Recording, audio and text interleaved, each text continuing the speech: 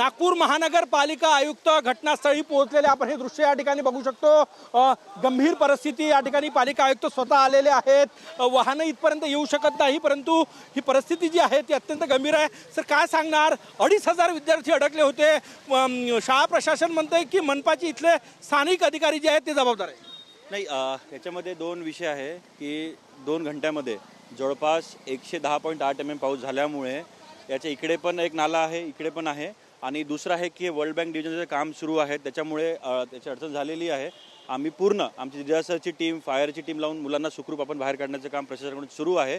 आणि याचं कारण काय आहे, हे कामाचं डिले करून याचं चौकशी करून याच्यावर अकाउंटेबिलिटी फिक्स करण्यात येईल। कारवाई होईल सर, कारण की कारवाई करू, आम्ही चौकशी करून कारवाई करू निश्चित। पालक चिंतित आहे सर। नाही, त्यामुळे मी स्वतः इथे येऊन मलाही जसंच कळलं तसं डायरेक्ट मी साईटवर आलेलो आहे, आणि आमची फायरची टीम ऑलरेडी 2 आमचे फायर स्टेशनची टीम येऊन रोप टाकून, म्हणजे लवकर लक्षात आल्यामुळे आपण पाऊस वाढायच्या पहिलेच त्यांना काढून घेतलेलं आपण बघितलं तर पाणी आता कमी होत आहे।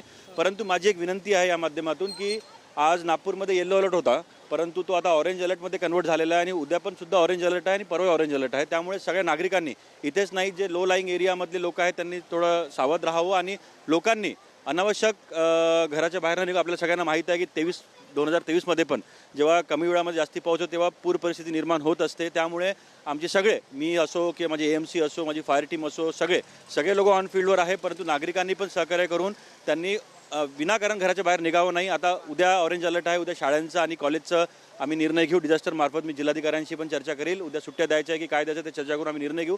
परंतु सध्या आत्ताही दिवसभर आपल्याकडे ऑरेंज अलर्ट आहे, पाऊस जरी कमी असेल पण आपण बघत असेल की आज सुद्धा ऑरेंज अलर्ट आहे।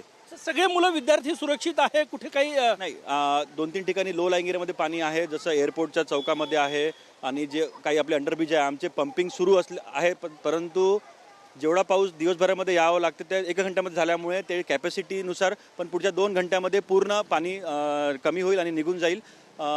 प्रशासन याच्यानी काम करत आहे। शेवटचा प्रश्न, शाळेला उद्या सुट्टी दिली जाईल कारण ते सांगितलं ते ॲक्च्युली डिझास्टर मॅनेजमेंटमध्ये जिल्हाधिकाऱ्यांची चर्चा करून आम्ही तो निर्णय घेऊ।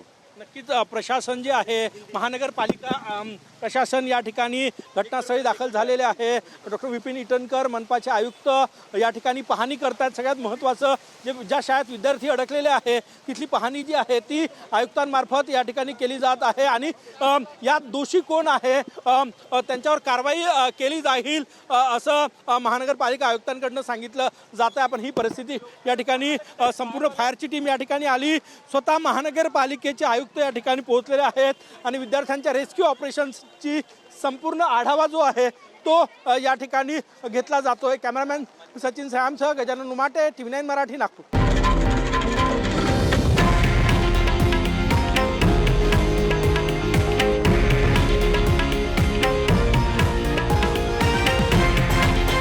हे आहे देशातील नंबर 1 न्यूज नेटवर्क, आणि आपण पाहत आहात TV9 मराठी, एकमेव।